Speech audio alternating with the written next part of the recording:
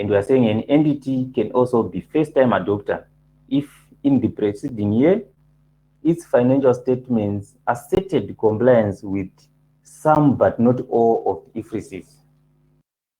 So if a reporting entity declares that its financial statements comply to certain international financial reporting standards, but not all of them, it means it has not fully adopted international financial reporting standards. And during such a time when it decides to make an explicit and unreserved statement that its financial statements comply with all the international financial reporting standards, only then would this reporting entity be considered a full adopter of Ifrs. So if it complies with certain international financial reporting standards and not all of them, when it decides to adopt the full international financial reporting standards, it will do so by following the procedures laid out in Ifrs 1, because it will be still a first-time adopter since it has not adopted all the international financial reporting standards. So this is what is being meant by this first point. And then we are saying included only if the financial statements included only a reconciliation of selected figures from previous gap to international financial reporting standards. So if the financial statements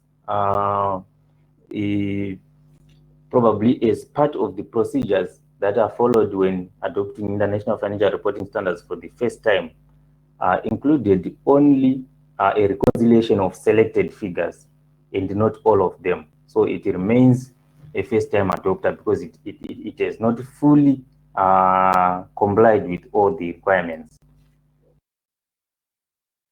Let's look at disqualification as first-time adopter.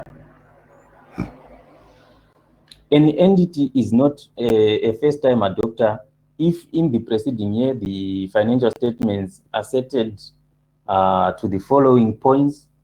First, compliance with Ifrs. Ifrs is even if the auditor's report contained a qualification with respect to conformity with international financial reporting standards. So an entity will not be a first-time adopter if the financial statements were prepared in compliance with all the international financial reporting standards, regardless of the auditor's report issuing a qualification to whatever issues that they may have raised. And then the second one is compliance with both previous gap and international financial reporting standards. So if financial statements of a reporting entity have been prepared in compliance with both the generally agreed accounting principles and the international financial reporting standards, what it means is the entity is already adopted Ifrs, so it will not qualify as a first-time adopter. And we are saying an entity that applies international financial reporting standards in a previous reporting period, but whose most recent annual financial statements did not contain an explicit and unreserved statement of compliance with Ifrs, can choose to apply the requirements of Ifrs 1, including the various permitted exemptions to full retrospective application. So we are saying a reporting entity that had adopted Ifrs in the preceding year, but whose financial statements for the current reporting period do not make an explicit statement to say they have been prepared in accordance with the international financial reporting standards, is the choice now to either apply the requirements of Ifrs 1 or to retrospectively apply Ifrs in accordance with International Accounting Standard number 8, which is the changes in accounting policies, accounting estimates, and errors. So it can either apply the requirements of Ifrs 1, which are the procedures that are followed when adopting Ifrs for the first time, or they can treat it as a change in accounting policies, errors, and estimates. I think that's clear. Let's move to technical issues about this standard Ifrs 1, and we want to look at recognition. So recognition of some assets and liabilities not recognized under previous GAAP will be one of the first steps to do.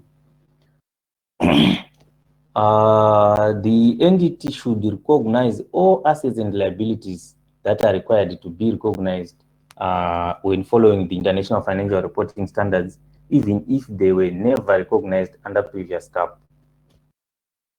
So we have discussed the recognition criteria under International Accounting Standard number 2. We'll also talk about it under International Accounting Standard number 16, which is PPE.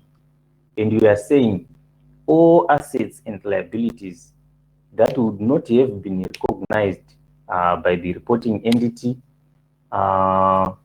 during its financial statements preparation must be recognized following the provisions of the International Financial Reporting Standards. And IS 39 requires recognition of all derivative financial assets and liabilities, including embedded derivatives. And these were not recognized under many local GAPs. So we are saying GAPs were not recognizing these financial instruments. But now when we are following the International Accounting Standards and the International Financial Reporting Standards, these must be recognized. And therefore, it's one of the steps to take to recognize these financial instruments into the financial